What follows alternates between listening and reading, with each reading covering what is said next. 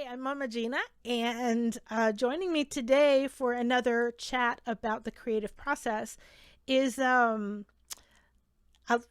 a little bit different. My friend Jasmine, we met through some larger events where they brought in entertainers and artists and all of these kind of creative people. And while she is a creator herself, she has a very special knack for dealing with us crazy types. So, Jasmine, say hi to everybody, introduce yourself, and and by the way, I'm so glad to see your face. Oh my I gosh, know. I've missed you. Gosh, I'm Jasmine. I've been working both professionally and spiritually with groups and creative process pretty much most of my adult life.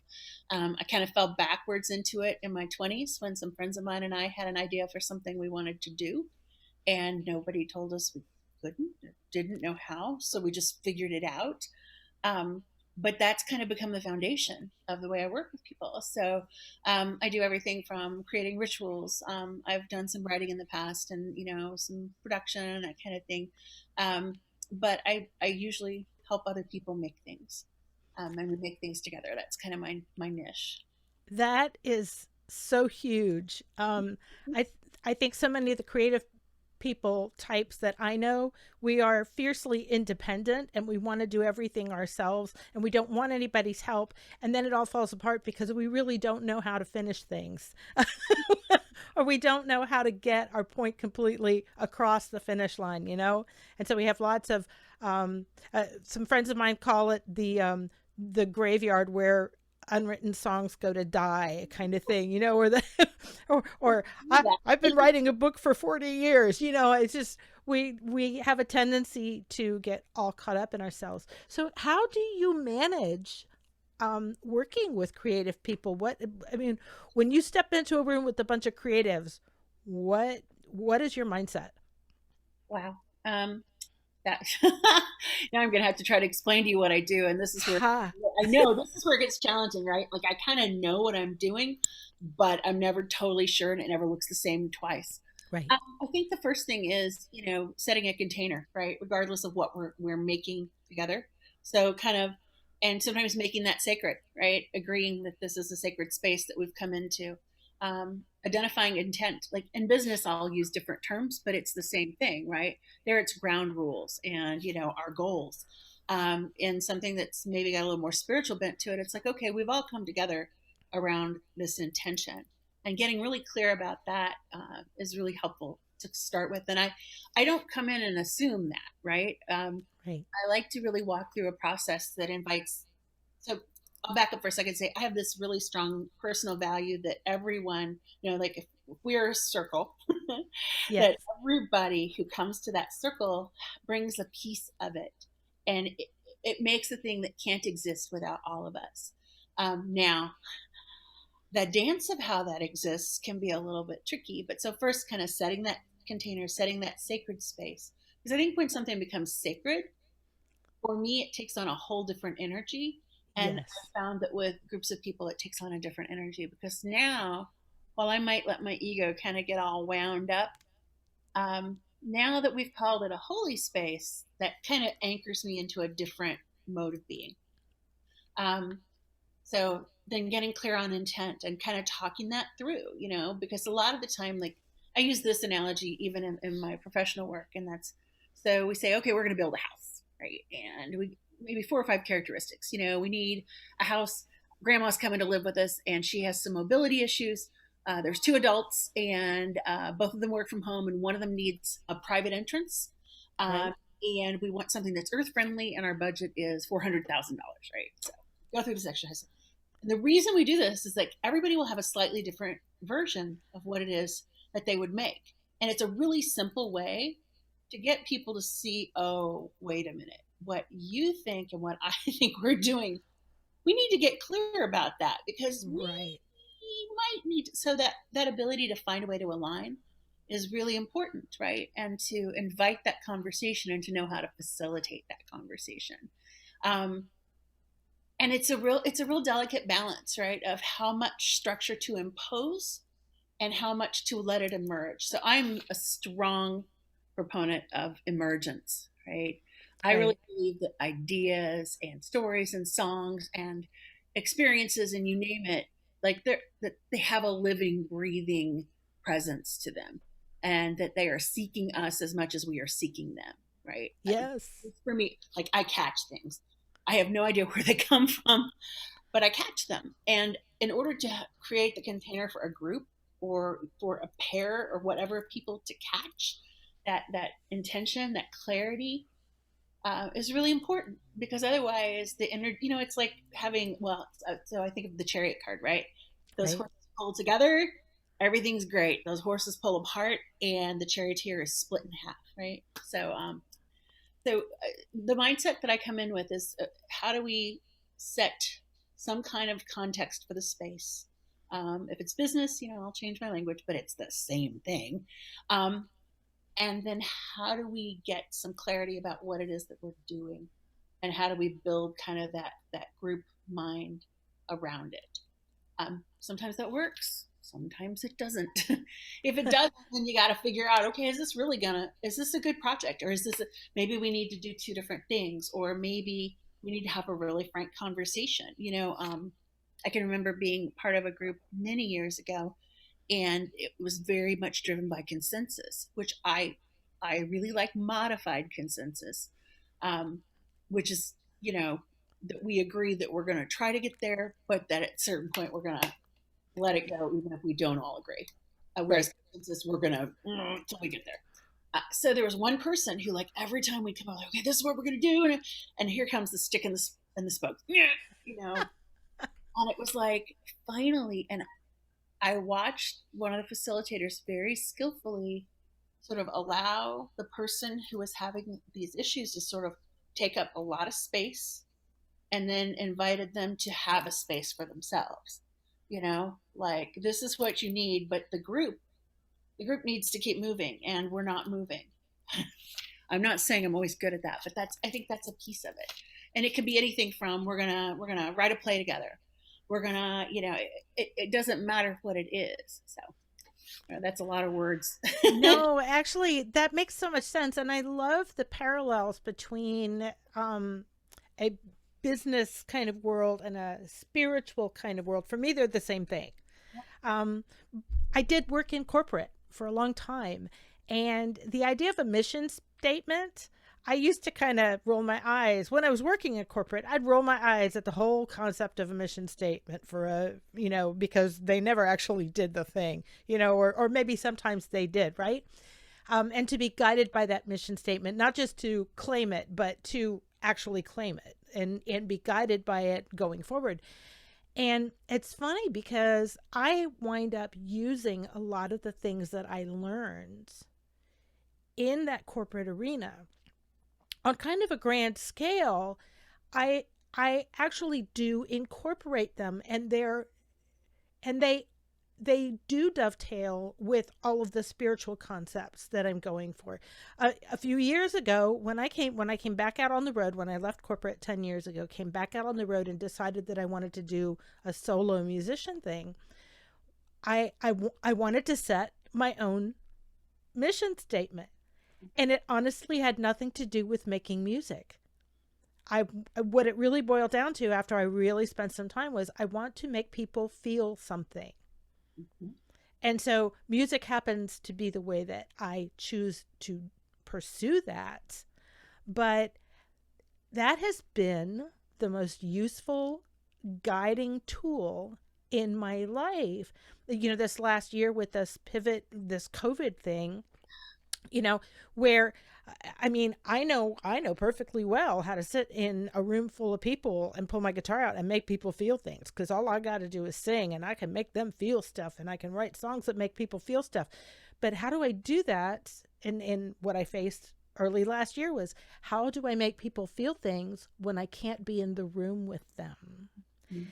And I really had to think hard about, was it time to change my mission statement, or was it time to find other ways to do this thing and expand my toolkit, so to speak? And I love that you're talking about that. I love the way that you talk about getting the ego out of the way, setting a sacred space. and getting that ego out of the way, because that's what trips me up.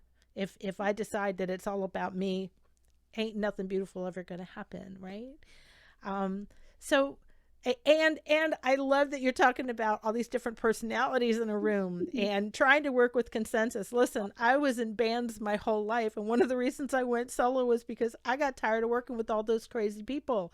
How do you take all of these people that have such different agendas and different egos, and how do you blend that? I mean, it's got to be like making the most dangerous cake in the world. And sometimes it works great and sometimes it doesn't, so it's not like I always wave the magic wand and it works, although it works out pretty well usually.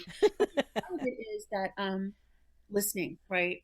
I listen a lot and I listen really carefully and I try not to have an agenda. Now, I'm human, right?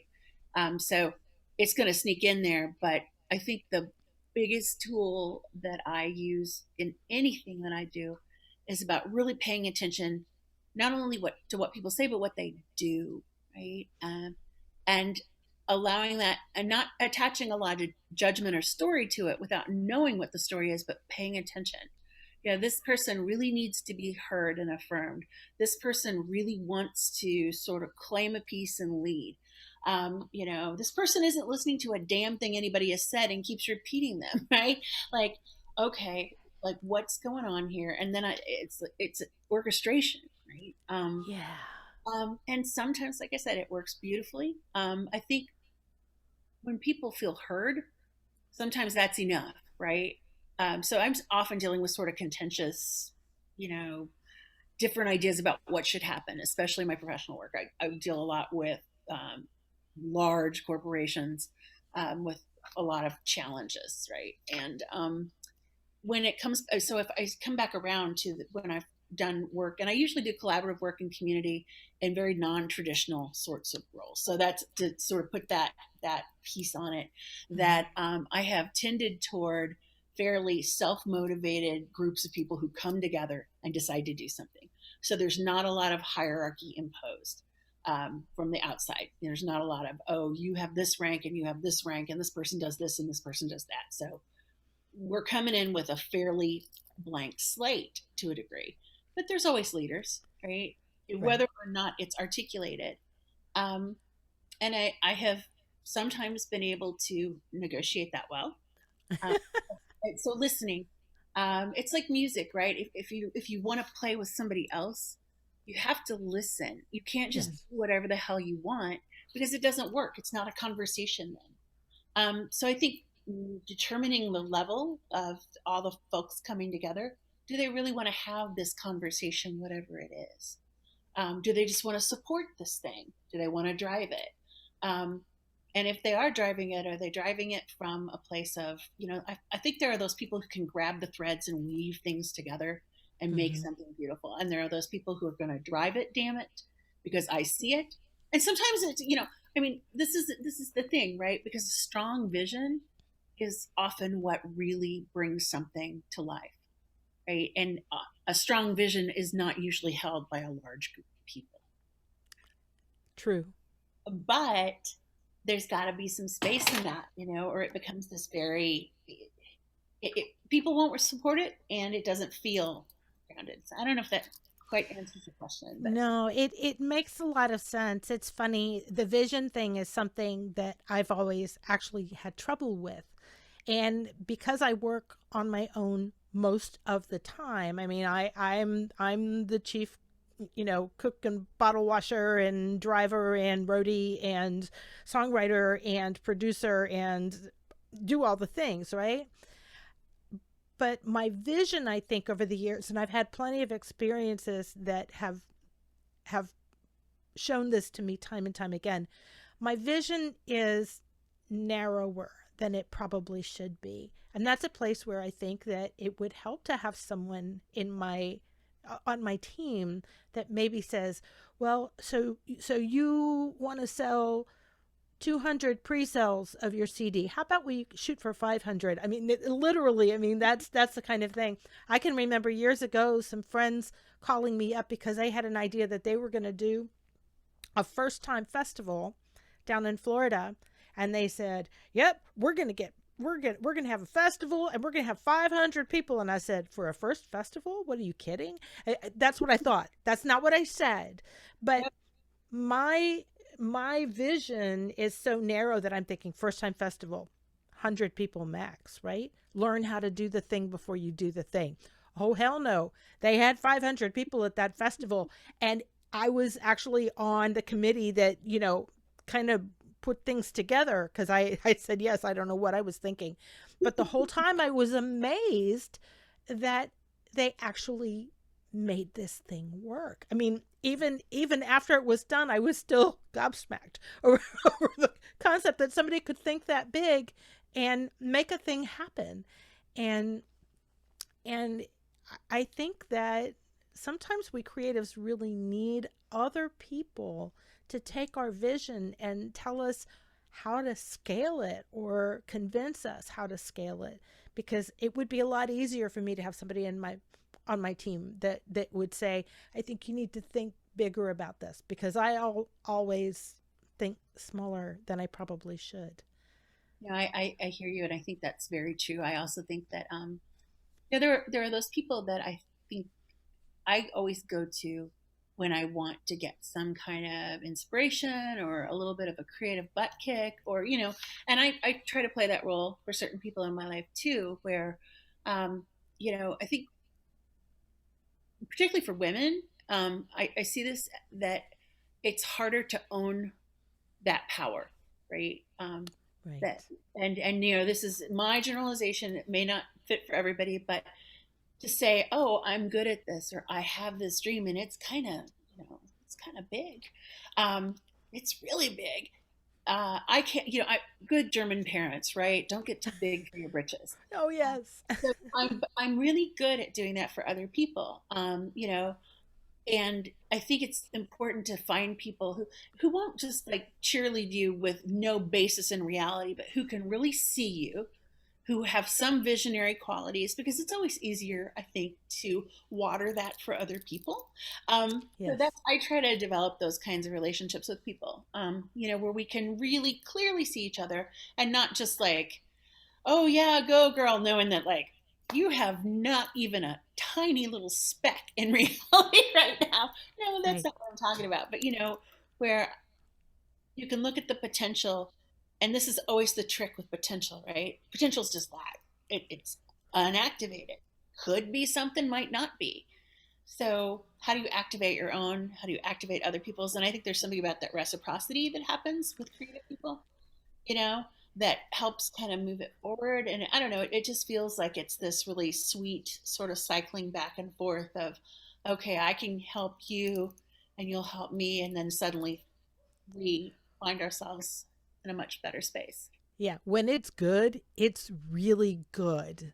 And when it goes bad, it goes really, really bad. Talking about that, what happens between creative people, because I've been in musical situations where the sum of the parts was far less than what actually was occurring, because we we just as a group were just incredible, incredible. And then there was the inevitable breakdown, because I think entropy is part of anything, and it's a natural process, and things that are together are eventually going to come apart, whether we dismantle them on purpose or whether they just fall apart because we've neglected them or whatever it happens to be.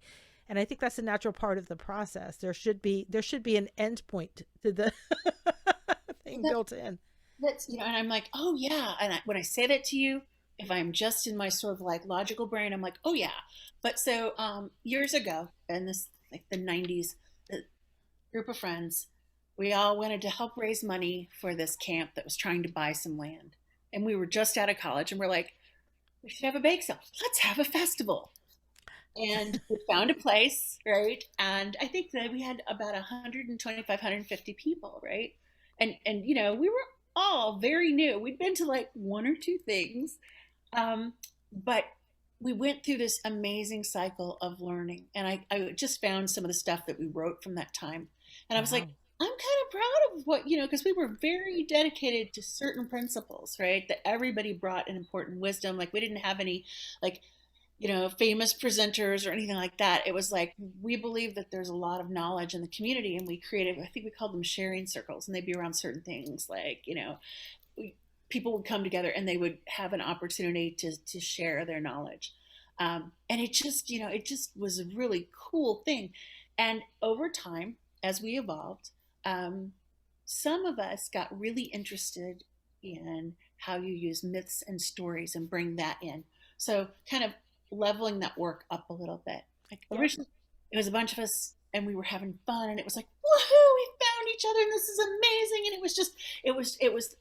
so it was we were enchanted at that point. Mm-hmm. And then things got, kind of into a nice, I mean, it's like any relationship, right? Got into kind of a nice groove and we got it going on. And then it gets, a little disenchanting or a little out of sync. Because some of us were like, I've had this other experience now and I want to bring this back because it's powerful and it's the next evolution. Like, I don't want to keep creating the same thing over and over. It feels really good, but that feels kind of inauthentic. Redundant. And yeah, it doesn't feel like it's growing. So we kind of got into this, like we tried it once, and people were like, I don't want to work that hard. I just came to have fun. Yeah. Shit. We Yeah. changed and our audience hadn't. And eventually I stepped away from that. And it slowly, you know, those of us who started left, and it finally just kind of, and I wish I was too young to really, and didn't have the life experience to say, I wish we had made a clean end of it, that we had said, okay, this thing is done, and now something new can come. Now, it's easy to say that. It's super hard to know if it's time, and True. it's painful, right? Because it felt so good. Can't we just feel that good again? Well, maybe, but but it'll probably be different. Might be different people, might be a different project. And I'm still like, I'm in my 50s and I'm still like, I can say this to you, but I really have a hard time doing it. Same is true of the work that I do. I finally got into a groove and I really like these people. I don't want to leave now. But I think that we all have that sort of internal knowing, right? Right. And on purpose. So when you were talking about vision, it can be your vision statement, your mission statement, but there's a purpose, right, to what we're doing. And if I am on purpose, if I'm in alignment, then it flows. If I'm out of alignment, it doesn't matter what I do. I mean, I could sort of fake it, but it's never going to be as good. It's never going to be as effective. And it really does a disservice to me and to whatever it is I'm working on and whoever I'm working with. And as I'm saying this, I'm finding it painful. you know, I worked.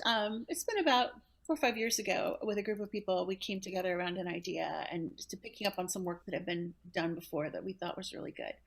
And we spent about 2.5 years creating this thing where we basically worked with Joseph Campbell's hero's journey Mm-hmm.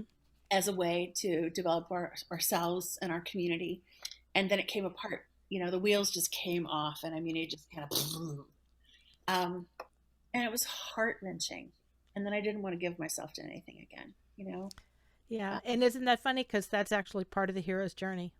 it's exactly part of it. There's got to be a conflict somewhere, or it's not heroic and it's not a journey. It's just stasis. And just when you think, like you've arrived, it's like, oh shit, there's one more hill, there's one more thing. Or now we've gotten over that last hill, and wait a minute, I don't get to just hang out here for eternity having a good time. Nope. So I think that knowing that cycle, that everything has a natural rise and fall, um, is so important. It's difficult, but it's important. Uh, Yeah. And the whether it's dopamine or the endorphins or whatever it is that come in those moments where everything is working so well. Yes, we do want to sustain that.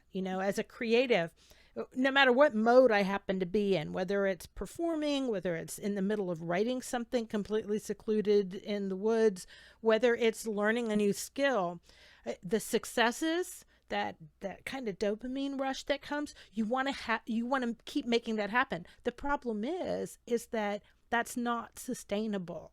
Yep. And and it's it is frustrating to not be able to get that feeling every single time, because then suddenly the next song that you write doesn't give you that dopamine rush, or that next painting that you paint doesn't feel as fulfilling, and in order to get that feeling, you're going to have to push your boundaries even further, and not all of us are wired to keep pushing our boundaries.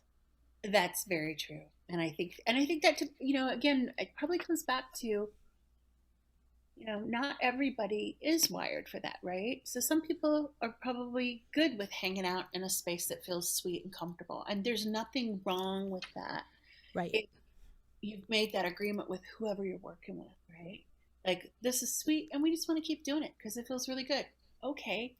But you got to know yourself, and you got to know with whom you work well enough to know if, like, I would love to say to you that I could ever be satisfied, you know? But I like, it's like, okay, we've done this thing, and now, like, what's next, And Yes. it's like, for me, a growth mindset's really important, spiritually, personally, artistically, all of that. Like, I can't just stop.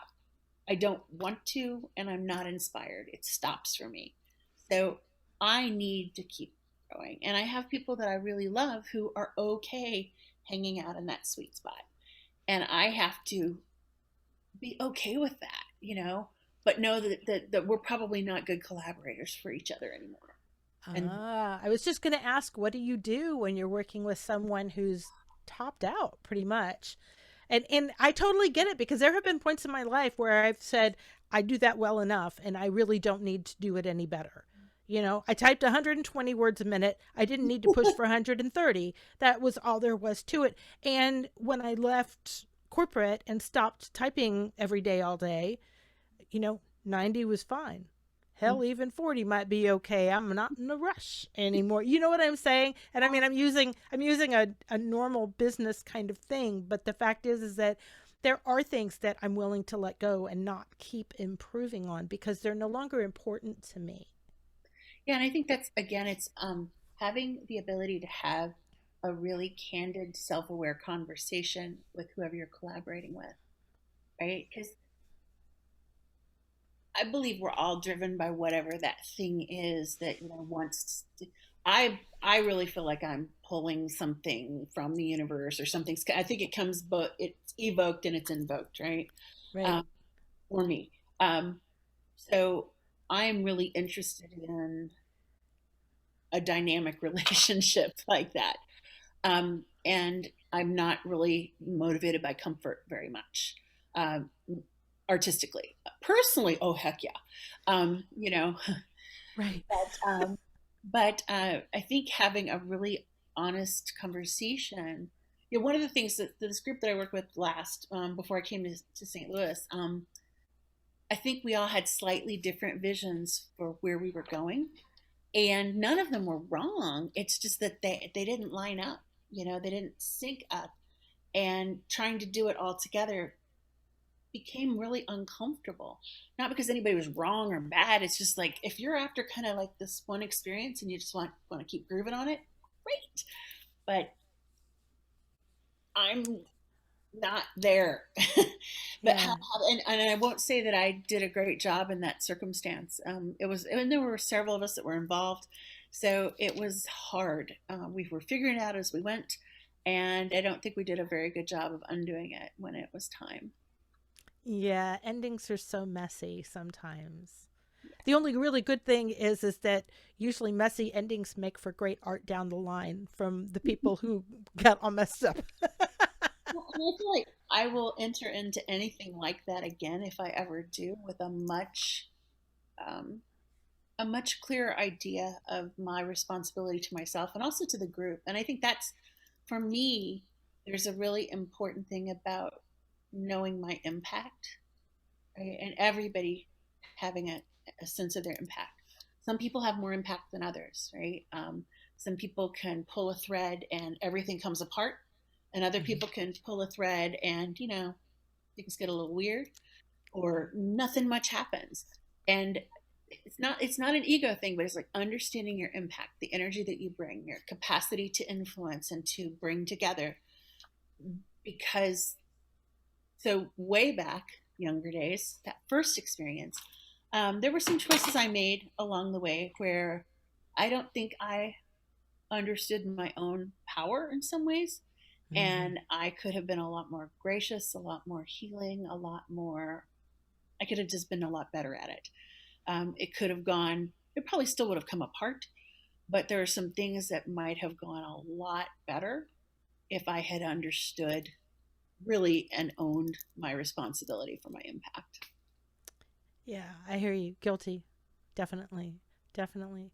So I want to go back to the listening thing because I think that uh, what we're really talking about in the creative process for you is your capacity to create these social constructive relationships that allow the whole to move forward and to create whatever it is, whether it's an experience or a festival or whatever it happens to be. Um, and you've had a lot of time to do this.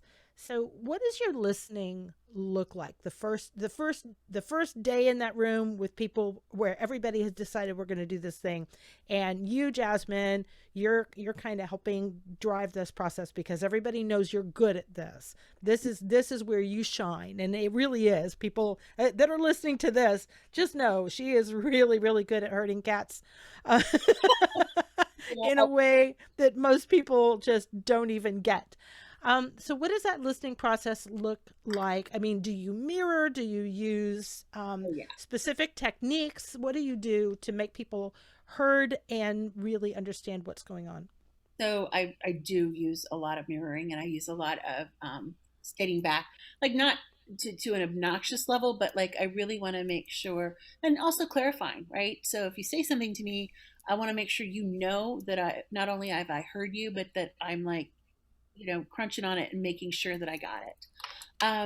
I think setting, so I love this concept. I learned this from Diana's Grove. The Brownie Concept is really important, which is so and I think it's an important thing for creating the space for listening, which is okay. If there's a pan of brownies on the table and there are 10 of us in the room, right? Maybe I am starving. Maybe you just ate. Maybe somebody else doesn't really do sugar, like but having an awareness impact and how much I take up, right? If I take up a lot, that means there's less for other people. If I take up a little because I don't need as much, that means there's a little more. But it's setting that context for awareness. So Huh. one, it's hard to listen if there's not a flow, right? And if people want to listen, but if you don't set sort of an expectation for that flow. And no, there's going to be exceptions. Somebody comes in and someone important to them has died or something major has happened. We stop and we take the time, right? But setting that expectation is one of the most important things that I think you can do. There was a support group that I tried to be part of in the last year. And it was something that was really important to me. And I was like, okay, every time I go, like the same people would just like, and I love to listen to people and I think I'm an empathetic listener, but I was pissed by the time it was over every time. So I started like they had a kids group and a parents group, and the parents have to go for the kids to go. So I'd take my kid to the kids group and I go downstairs and sit in the lobby because I was like, I can't deal with this because there's no space. So that space, that making sure that you kind of set some parameters for turn taking, right? Um, I think the mirroring and the speaking back, I think being able to be compassionately directive, which is uncomfortable for me. I don't like to be directive in general, but to say, hey, Jasmine, um, I hear you and this sounds very important to you, but I'm noticing that it's 8:30 and we still have 10 more people and we have about 20 minutes. So could we put a bookmark in that for now? And we'll come back to it. So again, letting people know they're going to be heard and their needs are going to be met. Now, this is assuming that you don't have somebody who's challenging, right? Right. And then it's like, how do I compassionately deal with this in a way that doesn't make someone feel, what's the word I'm looking for?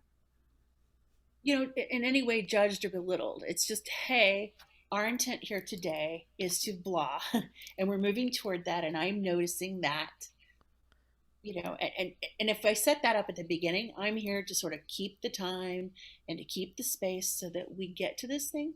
I think clarity with people around what the roles are and how it's going to move, but making sure that you have good communicators who also respect time, because I think that the element of time is way too often ignored. Um, Yeah. Respecting the time, respecting the parameters that you set, Yeah. time boxing what you're going to do. Um, Right. and So here's the problem with that, and going to lead to my next question, which is really the hard question. Look, I'm a freaking musician. I've been a hardcore creative my whole life. Time goes away from me, even when I'm in the middle of people. It is very hard for me to pay attention to all of these social constructs of being polite, of I mean, and I think I do a pretty good job of all of that. But there's this ongoing dialogue in my head, like when I'm in the middle of a festival grounds and I'm really not feeling like talking to anybody. And the little dialogue in my head says, now remember, you have to be nice and hug that person, because they really need that hug right now, even if you don't want to, you know. or you've been not talking to anybody for 2 days at this festival because you've been in a writing mode, and you really need to come out of it and engage with people because that's why you're here. I have this constant thing. Fortunately, I do have it a little bit. Some of the creatives I know don't have it at all. So what can we do better as these kind of free range creative people in these settings where we're trying to get something done with somebody else, or for ourselves, and we seem to be lacking the tools that make us socially acceptable isn't really the word I'm looking for, because I really don't care about that as much as it sounds like I do at the moment. But so that we can work with other people. I mean, what can we do to make your job easier? What can we do to help us grow some of those tools that we don't have naturally at all? Well, I think make clear agreements about them. Like, you clearly have a lot of self awareness about when you are engaging with people. You have an awareness that time goes away for you. So the people that you're working with, you make some agreements about, like, just for anybody who works with me ritually knows that you do not ever, like, ask me logistical questions once we're in. Like, just don't do it, and Right. don't come and natter in my ear. And I know that sounds really bitchy, and it is. But but once I'm in that flow, I'm hyper aware of what I need to do and of my responsibilities. But I make agreements with the people around me, like, so they know, right? Like, this is not, like, if something is wonky and you need to figure out where to put something or define, just figure it out. Do not. And I don't think that's being a prima donna. I think that's being really clear about what you need and being clear with the people you're working with. So if, for example, like sometimes in my hometown, college town, right, like lots of outside music, and there was an 11 o'clock curfew, right? Amazing musicians, 11 o'clock curfew, people Uh, get twisty, right? And, every once in a while you get an artist who's like, I'm going to do it anyway. And then, which, and someone was like, great, but it causes this huge cascading set of problems, right? So knowing what the parameters are, like, when is it okay to say, fuck it, I'm going to do what I want? And when is it important for somebody to be like, you know, like, so making really clear agreements about what will break it for you, what will break your space, and when it's really important to not be held to that, right? right. So clear communication, self knowledge, and making really overt agreements with whoever you're working with. Like, for me, I'm a stickler for time. Yes. So it's important to me to work with people who, you don't have to be 100% on the time, but if we agree we're going to spend 2 hours, let's spend 2 hours. Let's not spend four, or let's decide together. Because there's something about that respect for the elements that we use to make things happen. space and time and creativity, that I feel like having a respectful relationship with that, it doesn't mean we all have to do it the same. We just have to communicate with one another about what we need. And that may be like, shit, we can't work together, you know? One of my very best friends, he is now passed. He was one of the most brilliant ritualists, one of the most brilliant bards. He was just an amazing soul, and he couldn't show up on time to save his life. And what I realized, one it was one Samhain, um, we waited an hour, and it was cold and wet, and people, their energy just, so we Right. had these great ideas, and it turned out okay, but I was so angry because I saw the energy that got wasted. For me, that was too far. So we had to have a conversation about, if we're ever going to do something together again, you know, we have to start on time, or we have to have a way to start without you, because I can't ever do this again. So I think that's, it's Yeah. know yourself, know what your non-negotiables are, and then have clear conversations and agreements with it about it, because you shouldn't have to change what is non-negotiable to you, but I might need to know what that is, right? If I'm in the flow, don't stop me. Just do not stop me. Leave the room, do what you have to, but do not stop me, or whatever. Right, right, right. This this is really helpful. And it's not like I haven't spent a lot of time thinking about this, because I did have to live in the corporate world for a while. And you can't just show up and go, "Well, I'm a musician, so, Yeah. I was doing something else somewhere else, No, you got to be at your desk at 7:30 in the morning, and you don't leave it until 5, and you make sure that the work is done. And I I have been fortunate enough that I can have a foot in each of these worlds that appear to be separate, but they're really not. Um, Yeah. but I do sometimes find it hard, even harder to work with the ultra creatives who really are broken in a lot of ways, because I don't have the tolerance Yep. to work. With some of my non-negotiables. Um, I don't go on stage with people who've been drinking anymore. Don't do it. Don't do it. It caused way too many problems in shows in the past, and it's one of the reasons I work alone. I got tired of working with true alcoholics. It's one of my non-negotiables. You can be recreational all you want, but this is business, and you know, and so I totally hear you. Um, and it actually, the non-negotiables are hard sometimes, because you draw that line, and then there's that person on the other side of the line that you go, they're so brilliant at X, and I wish that I could work with them, but I know that I'll regret it if I do. So is it, will you regret it, or will you have to bend for a while? And I think that's the conversation, Mm, right?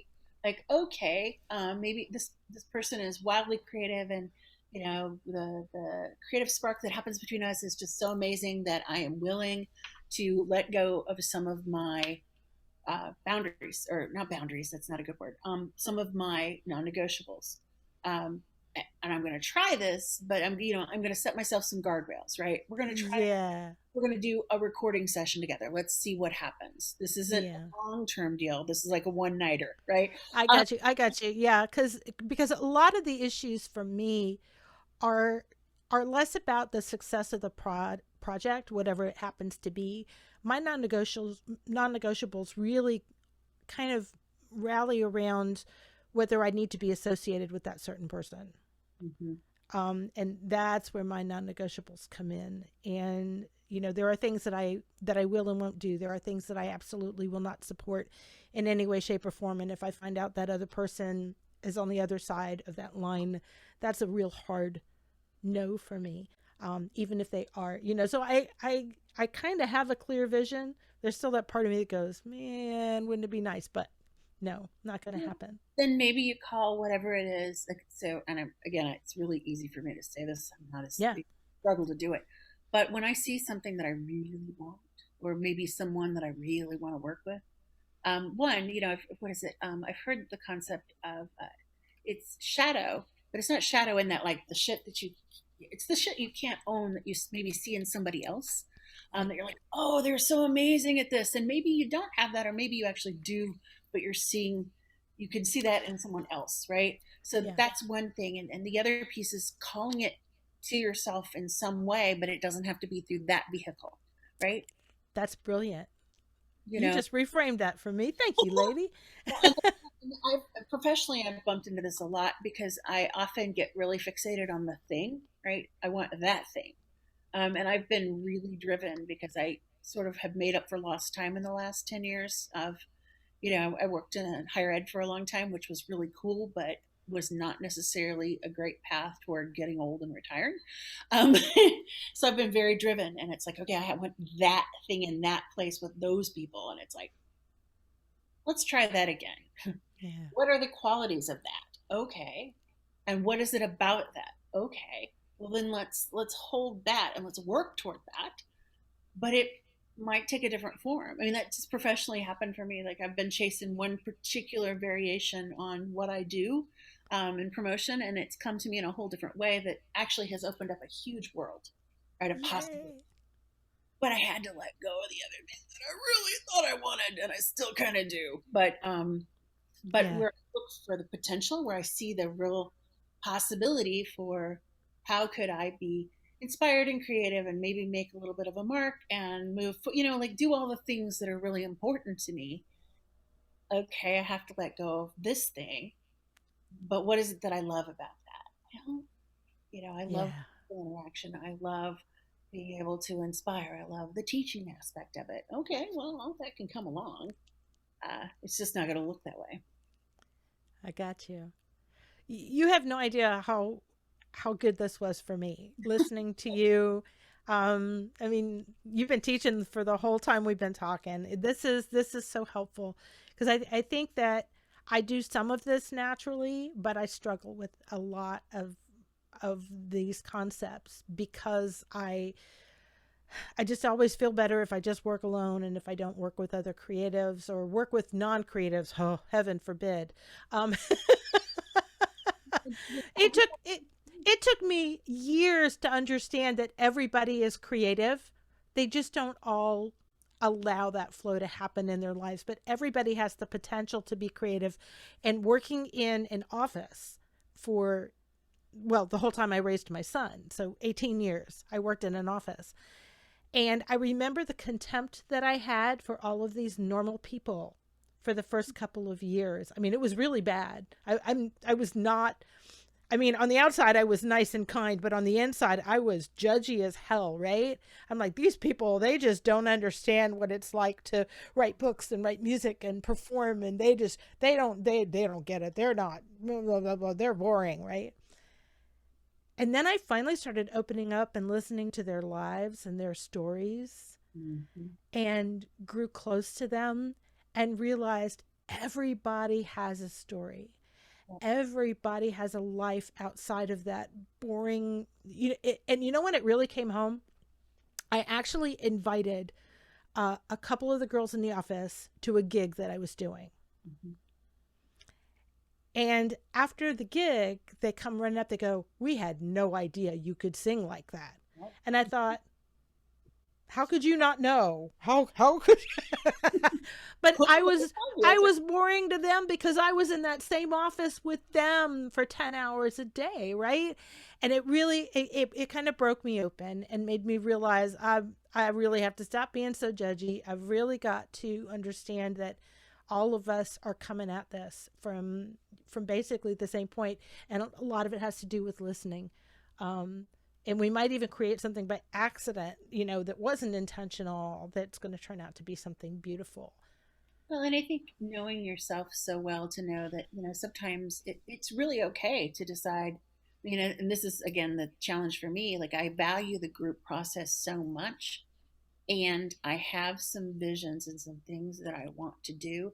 And I have been through this group process so much in my life that there are moments when I'm like, I just want to drive. I want to drive the fucking bus. I'm done. You know, Yes.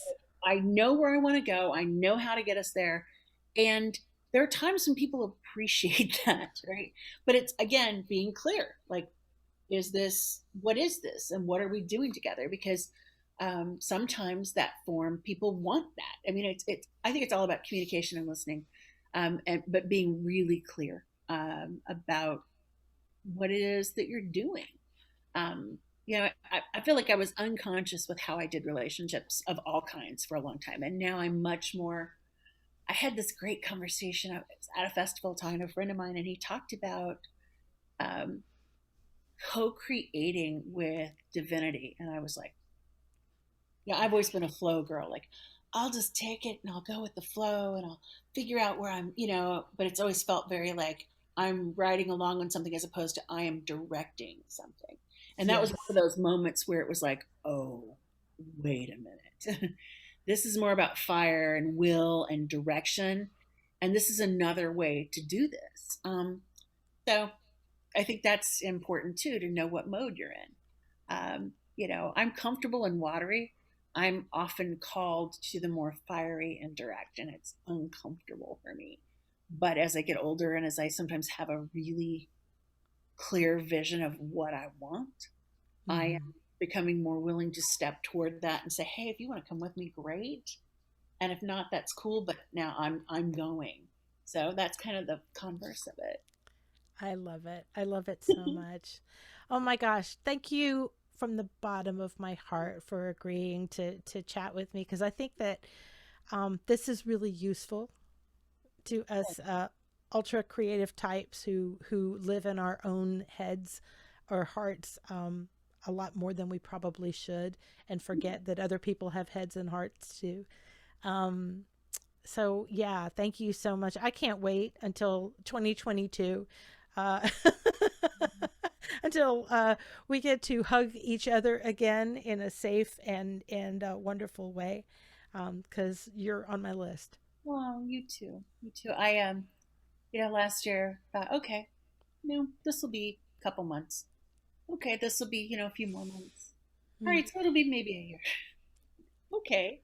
But I think to me, the real blessing has been, for me, I've really learned how to find my voice because I've had to find it because I have my child with me half the time and I work remotely. I have the great gift of being able to work from home, but I've spent the last year in pretty strong isolation.